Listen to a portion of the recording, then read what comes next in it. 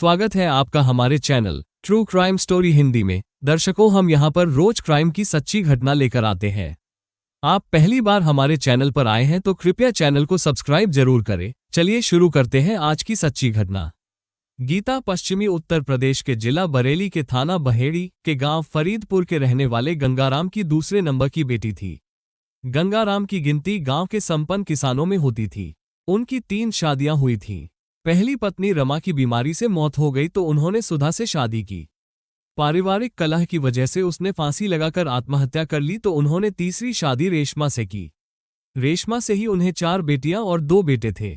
बड़ी बेटी ललिता की उन्होंने उम्र होने पर शादी कर दी थी।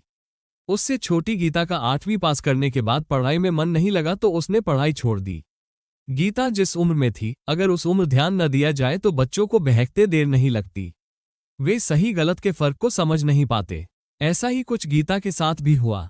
गीता गंगाराम के अन्य बच्चों से थोड़ा अलग हटकर थी। वो जिद्दी थी, इसलिए उसके मन में जो आता था वो हर हाल में वही करती थी।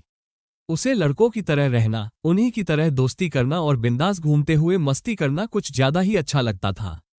इसलिए वो लड़कों की तरह कपड़े तो पहनती ही थी, अपने बाल भी लड़कों की ही तरह कटवा रखे थे। वो अक्सर गांव के लड़कों के साथ घूमती रहती थी।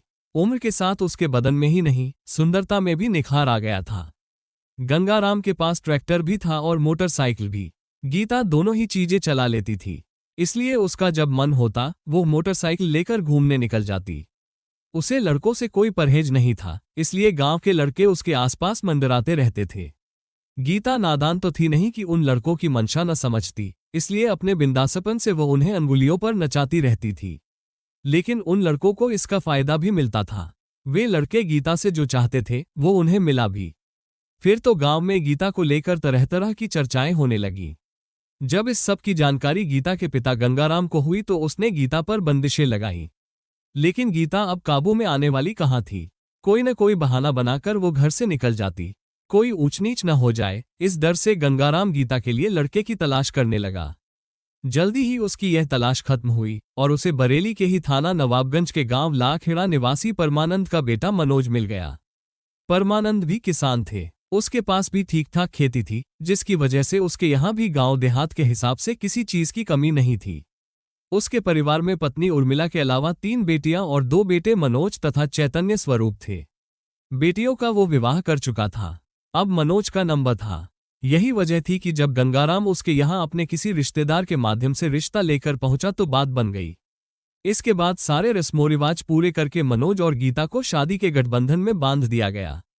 ये शादी फरवरी 2009 में हुई थी। गीता सुंदर तो थी ही, साथ ही उसमें वे सारे गुण विद्यमान थे जो पुरुषों को दीवाना बना देते हैं। यही वजह थी कि गीता ने अपनी अदाओं से पहली ही रात में मनोज को अपना दीवाना बना दिया था। गीता पहली ही रात में समझ गई कि उसे पति उसके मनमाफिक मिला है। वो जैसा सीधा सादा अंगुलियों पर नाचने वाला पति चाहती थी, मनोज ठीक वैसा ही निकला था। 2 से 4 दिनों में ही मनोज गीता के हुस्न में इस कदर खो गया कि हर पल हर जगह उसे गीता ही गीता नजर आने लगी। उसका गीता को छोड़कर कहीं जाने का मन ही न होता। खेतों पर भी उसका मन न लगता। लेकिन जिम्मेदारी ऐसी चीज है जो पत्नी तो क्या, माँ बाप से भी दूर होने को मजबूर कर देती है। यही हाल मनोज का भी हुआ। साल भर बाद वो एक बेटे का बाप बना तो खर्च बढ़ते ही उसे अपनी जिम्मेदारी का एहसास होने लगा। इस जिम्मेदारी को निभाने के लिए मनोज को कमाना धमाना जरूरी था, जिसके लिए वो ऊधम सिंह नगर चला गया। वहां उसे टाटा मैजिक के लिए पुर्जे बनाने वाली अल्ट्राटेक कंपनी में नौकरी मिल गई। रहने के लिए उसने शांति कॉलोनी रोड स्थित बधईपुरा में जागरलाल के मकान में किराए पर कमरा ले लिया। कमाई धमाई के लिए मनोज खुद तो ऊधम सिंह नगर चला गया था, लेकिन घरवालों की देखरेख के लिए गीता को गांव में ही माँ बाप के पास छोड़ गया था। उसने एक बार भी नहीं सोचा कि उसके बिना गीता का मन गांव में कैसे लगेगा। शायद उसे लग रहा था कि जिस तरह वो पत्नी, बच्चे और परिवार के लिए त्याग कर रहा है, उसी तरह गीता भी कर लेगी। लेकिन मनोज की यह सोच गलत साबित हुई, क्योंकि गीता को तो शारीरिक संबंधों का चस्का पहले से ही लगा हुआ था। ऐसे में वो बिना पति के कैसे रह सकती थी। उसका दिन तो घर के कामधाम और बच्चे में कट जाता था, लेकिन रातें काटे नहीं कटती थी।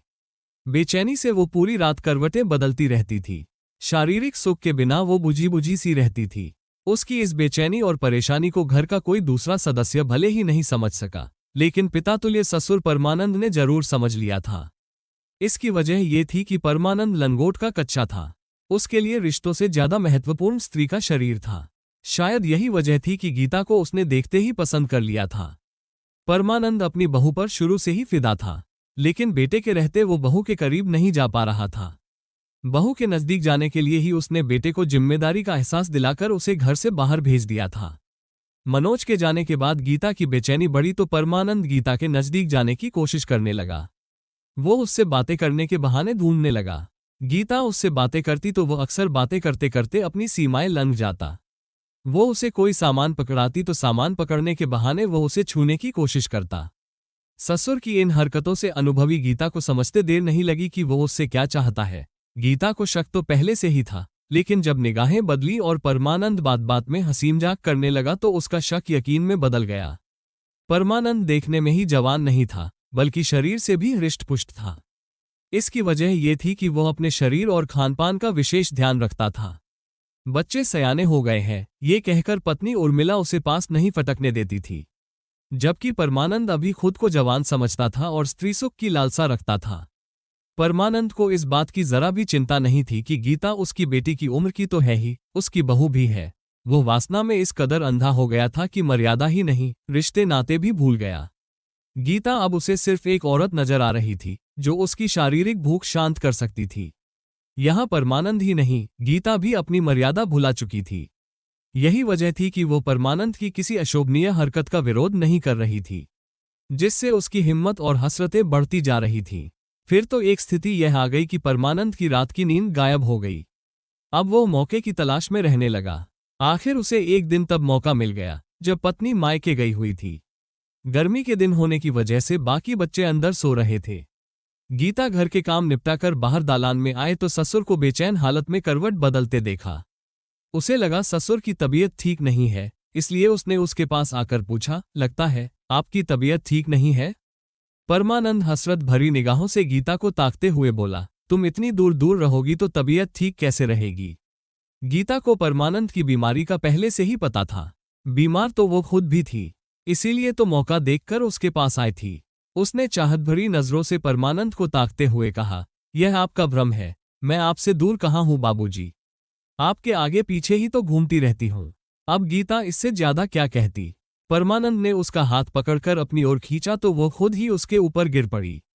इस तरह एक बार मर्यादा की दीवार गिरी तो उस पर रोज रोज वासना की इमारत खड़ी होने लगी। गीता का तो मर्यादा से कभी कोई नाता ही नहीं रहा था, उसी में उसने ससुर को भी शामिल कर लिया। परमानंद की संगत में आकर वो शराब भी पीने लगी। अब वो शराब पीकर ससुर के साथ आनंद उठाने लगी। कुछ दिनों बाद उसने अपने चचा ससुर से भी संबंध बना लिए। ये ऐसा रिश्ता है जिसे कितना भी छिपाया जाए, छिपता नहीं है। किसी दिन उर्मिला ने गीता को परमानंद के साथ रंगरलियां मनाते रंगे हाथों पकड़ लिया, लेकिन उन दोनों पर इसका कोई असर नहीं पड़ा। जब घर का मुखिया ही पतन के रास्ते पर चल रहा हो तो घर के अन्य लोग चाहकर भी कुछ नहीं कर सकते। उर्मिला भी जब ससुर बहू के इस मिलन को नहीं रोक पाई तो उसने यह बात अपने बेटे मनोज को बताई। मनोज जानता था कि उसका बाप और पत्नी बर्बादी की राह पर चल रहे हैं, इसलिए वह भागकर गांव आया।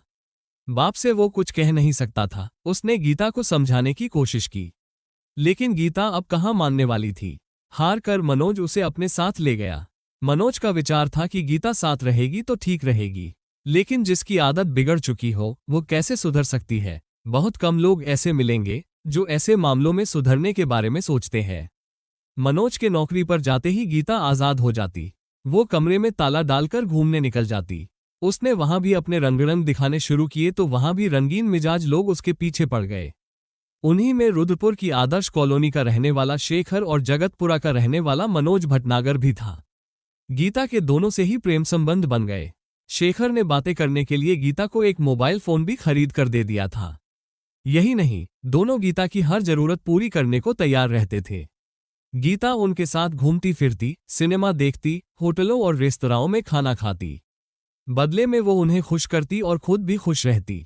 मनोज जागरलाल के जिस मकान में किराए पर रहता था, उसी में उसके बगल वाले कमरे में रामचंद्र मौर्य रहता था।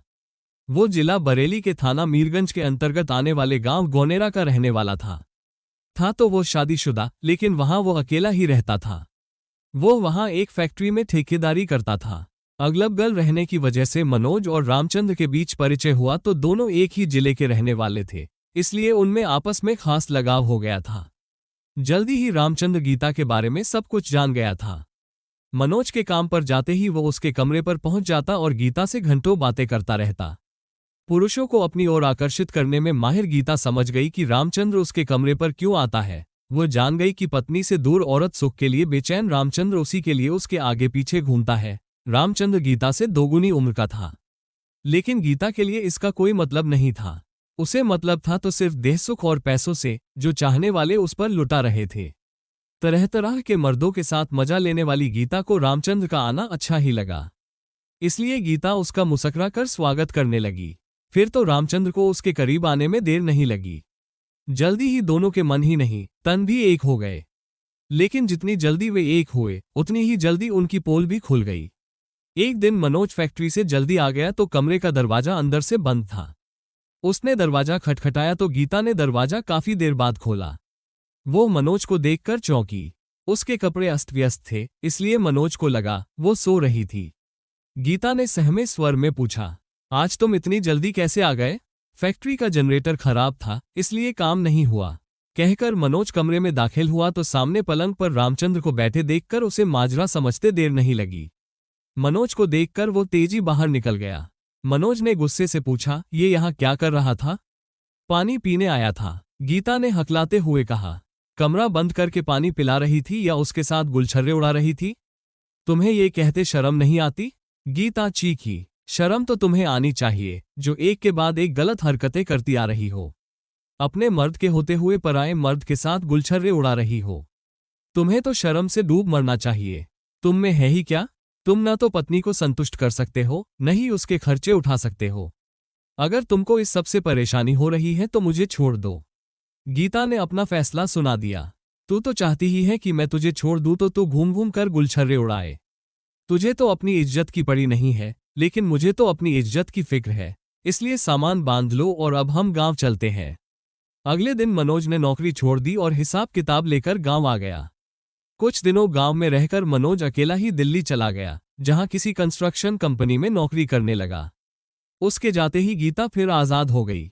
अब वो वही करने लगी जो उसके मन में आता। शेखर और मनोज उससे मिलने उसकी ससुराल भी आने लगे। मनोज के पास मोटरसाइकिल थी। गीता का जब मन होता, मोटरसाइकिल लेकर अकेली ही बरेली से रुद्रपुर चली जाती और अपने प्रेमियों से मिलकर वापस आ जाती। रामचंद्र से गीता को विशेष लगाव था। वो उसी के साथ ज्यादा से ज्यादा समय बिताती थी। जब इस सब की जानकारी परमानंद को हुई तो उसने गीता को रोका, लेकिन वो मानने वाली कहाँ थी। उसने एक दिन गीता को रामचंद्र के साथ आपत्तिजनक स्थिति में देख लिया तो उसने सरेआम रामचंद्र की पिटाई कर दी। रामचंद्र को ये बुरा तो बहुत लगा, लेकिन वो उस समय कुछ करने की स्थिति में नहीं था। गीता को भी ससुर की यह हरकत पसंद नहीं आई, क्योंकि वो नहीं चाहती थी कि कोई उसे अपनी जागीर समझे और उसकी बेलगाम जिंदगी पर अंकुश लगाए। जब उसने अपने पति मनोज की बात नहीं मानी तो परमानंद की बात कैसे मानती? यही वजह थी कि परमानंद बार बार उसके रास्ते में रोड़ा बनने लगा तो उसने इस रोड़े को हमेशा के लिए हटाने की तैयारी कर ली। इसके लिए उसने रामचंद्र को भी राजी कर लिया। वो राजी भी हो गया, क्योंकि वह भी उससे अपनी बेइज्जती का बदला लेना चाहता था। गीता ने ससुर को ठिकाने लगाने की जो योजना बनाई थी, उसी के अनुसार 27 जुलाई को वह परमानंद को मोटरसाइकिल से रुद्रपुर रामचंद्र के कमरे पर ले गई। देर रात तक गीता, रामचंद्र और परमानंद बैठकर शराब पीते रहे। गीता और रामचंद्र ने तो खुद कम पी, जबकि परमानंद को जमकर पिलाए। यही नहीं, उसकी शराब में नींद की गोलियां भी मिला दी थी, जिससे कुछ ही देर में वह बेहोश होकर लुढ़क गया। उसके बाद गीता और रामचंद्र ने उसी के अंगोछे से उसका गला घोंट दिया। इसके बाद गीता ने मोटरसाइकिल स्टार्ट की तो रामचंद्र परमानंद की लाश को बीच में बैठाकर पीछे स्वयं बैठ गया। गीता मोटरसाइकिल लेकर काला डूंगी रोड पर भाखड़ा नदी के किनारे पहुंची, जहां दोनों ने परमानंद की लाश को बोरी में कुछ ईंटों के साथ डालकर नदी के पानी में फेंक दिया। इसके बाद गीता रुद्रपुर में ही रामचंद्र के कमरे पर कई दिनों तक रुकी रही। 11 अगस्त को गीता मोटरसाइकिल से अपनी ससुराल लाखेड़ा पहुंची तो परमानंद के छोटे बेटे चैतन्य स्वरूप ने पिता के बारे में पूछा। तब गीता ने किसी रिश्तेदारी में जाने की बात कहकर बात खत्म कर दी। 2 दिन ससुराल में रहकर गीता फिर चली गई। गीता के जाने के बाद कई दिनों तक परमानंद नहीं लौटा तो घर वालों को चिंता हुई। उन्हें गीता पर शक हुआ कि कहीं उसने अपने प्रेमियों शेखर और मनोज के साथ मिलकर उसकी हत्या तो नहीं करा दी। चैतन्य स्वरूप ने कोतवाली नवाबगंज जाकर अपने पिता के गायब होने की सूचना दी। उस समय इंस्पेक्टर अशोक कुमार के पास कोतवाली का भी चार्ज था। उन्हें लगा कि बहू ससुर को क्यों गायब करेगी, यही सोचकर उन्होंने चैतन्य को लौटा दिया। परमानंद का परिवार उसकी तलाश में लगा रहा। उसी बीच 21 अगस्त को इंस्पेक्टर अशोक कुमार का तबादला हो गया तो उनकी जगह आए इंस्पेक्टर जेपी तिवारी। चैतन्य स्वरूप उनसे मिला तो उन्होंने उससे तहरीर लेकर शेखर और मनोज भटनागर के खिलाफ अपराध संख्या 827/13 पर भादवी की धारा 364 के तहत मुकदमा दर्ज कराकर गीता के मोबाइल नंबर को सर्विलांस पर लगवा दिया। सर्विलांस सेल के पुलिसकर्मियों की गीता से कई बार बात हुई। गीता उनसे कभी गुजरात में होने की बात कहती तो कभी हरियाणा में होने की बात बताती, जबकि उसकी लोकेशन बरेली के आसपास की ही थी। पुलिस समझ गई कि गीता बहुत ही शातिर है। गीता के नंबर की कॉल डिटेल्स निकलवाई गई तो पता चला कि वो सबसे अधिक अपनी बड़ी बहन ललिता से बात करती थी। इंस्पेक्टर जेपी तिवारी ने ललिता और उसके पति प्रमोद को थाने लाकर पूछताछ की तो उन्होंने गीता का ठिकाना बता दिया। गीता उस समय बरेली के थाना मीरगंज के सामने राजेंद्र सेठ के मकान में किराए का कमरा लेकर रह रही थी। उसी के साथ रामचंद्र मौर्य भी था। पुलिस ने दोनों को गिरफ्तार कर लिया। ये 23 दिसंबर 2013 की बात है। पूछताछ में गीता और रामचंद्र ने परमानंद की हत्या का अपराध स्वीकार करके उसकी हत्या की पूरी कहानी सिलसिलेवार बता दी। पुलिस ने दोनों को रुद्रपुर ले जाकर उनकी निशानदेही पर भाखड़ा नदी से परमानंद की लाश बरामद करने की कोशिश की, लेकिन लाश बरामद नहीं हो सकी। इसके बाद पुलिस ने दोनों को सीजेएम की अदालत में पेश किया, जहां से उन्हें जेल भेज दिया गया। लाश की बरामदगी के लिए एक बार फिर पुलिस दोनों को रिमांड पर लेने का प्रयास कर रही थी, लेकिन कथा लिखे जाने तक दोनों का रिमांड मिला नहीं था। मिलते हैं दर्शकों एक और सच्ची कहानी लेकर, तब तक अपना ख्याल रखें और जुर्म के खिलाफ लड़ने की इस मुहिम में हमारा साथ देने के लिए कृपया चैनल को सब्सक्राइब और वीडियो को लाइक जरूर करें। जय हिंद।